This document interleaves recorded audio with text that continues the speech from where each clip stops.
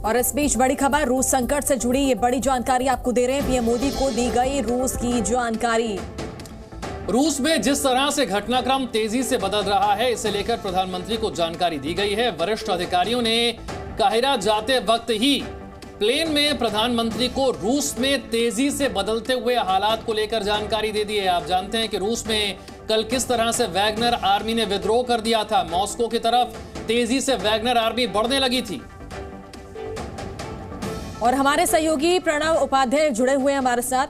प्रणय, प्रधानमंत्री नरेंद्र मोदी लगातार विदेश दौरे पर हैं, लेकिन पल पल की जानकारी वो ले रहे हैं, चाहे अगर रूस की बात करें और किस तरह के हालात जिस तरह से रूस में बने हुए थे उसको लेकर उन्होंने तमाम अपडेट्स ली। जी सुरप्रीत, ये बात बिल्कुल सही है। प्रधानमंत्री नरेंद्र मोदी जो कि अमेरिका से काहिरा पहुंचे हैं, मिस्र की राजधानी, और वहां पर आज इनकी मुलाकातें होनी है। लेकिन प्रधानमंत्री मोदी को लगातार जो अंतर्राष्ट्रीय स्थिति है और खासतौर पर रूस में जिस तरीके से नाटकीय तरीके से घटनाक्रम बदला है पिछले 48 घंटे के अंदर, उसका लगातार ब्यौरा उन्हें दिया गया और विमान के अंदर भी। और अब सुरप्रीत, आपको पता है कि प्रधानमंत्री मोदी जिस विमान से ट्रैवल करते हैं, इससे यात्रा करते हैं, उस एयर इंडिया 1 में कनेक्टिविटी पूरी तरह से हमेशा रहती है, चाहे वो आसमान में रहे चाहे जमीन पर रहे।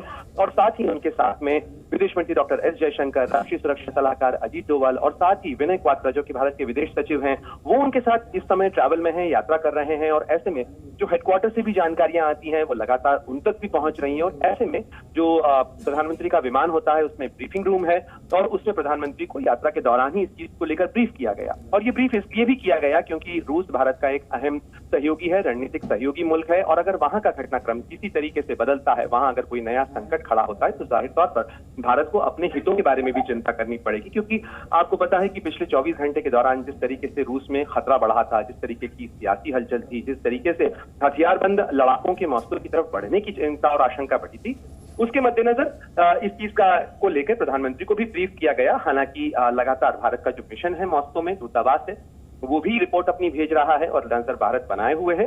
हालांकि ये रूस का पूरी तरह से अंदरूनी मामला है और जो जानकारी मिल रही है उसके मुताबिक वैगनर आर्मी और उसके जो प्रमुख हैं येवगेनी प्रिगोजिन, उन्होंने फिलहाल स्टैंड डाउन करने का फैसला किया है, यानी अपने लड़ाकों को वापस पीछे लेने का फैसला किया है। जी प्रणय, जैसा कि आपने कहा कि भले ही अंदरूनी मामला है, लेकिन रूस यूक्रेन युद्ध की वजह से जिस तेजी से परिस्थितियां बदली हैं, दुनिया का कोई देश ऐसा नहीं है जिस पर उसका असर ना हो रहा हो। और ऐसे में भारत के लिए भी वहां की स्थिति को समझकर अपने अगले कदम की तैयारी करना बहुत जरूरी है।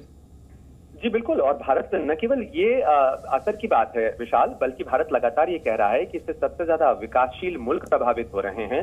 और ऐसे में भारत के प्रधानमंत्री नरेंद्र मोदी ने, भारत ने लगातार रूस से भी अपील की है, यूक्रेन के राष्ट्रपति व्लादिमीर ज़ेलेंस्की से भी बात की है, अमेरिका के दौरे पर प्रधानमंत्री की बात राष्ट्रपति जो बाइडेन से इस मुद्दे को लेकर हुई है। और भारत लगातार इस बात की का प्रयास भी कर रहा है। और G20 की अध्यक्षता के नाते भारत की बात का एक वजन है, इसीलिए भारत का प्रयास कर रहा है कि जो ये युद्ध है ये फिलहाल खत्म हो। भारत लगातार फरवरी 2022 में इसकी लड़ाई के शुरू होने के बाद से भारत सरकार की जो आधिकारिक प्रतिक्रिया है, जो रवैया है, वो लगातार इस चीज को लेकर बना हुआ है कि ये युद्ध खत्म हो, बातचीत की मेज के ऊपर कूटनीतिक प्रयासों के जरिए इस मामले को हल किया जाए और हल निकालने के लिए प्रयास किए जाने चाहिए। हालांकि ये बात बिल्कुल सामने आई है कि लगातार इसके अंदर हथियार बढ़ रहे हैं और बातचीत के दरवाजे जो हैं वो फिलहाल बंद हैं और उनके खुलने की कोई सूरत नजर नहीं आती। तो प्रधानमंत्री मोदी को रूस की स्थिति को लेकर जानकारी दे दी गई है। वरिष्ठ अधिकारियों ने काहिरा जाते वक्त प्लेन में ही उन्हें रूस में तेजी से बदलते हुए घटनाक्रम को लेकर पूरी तरह से अवगत करा दिया है।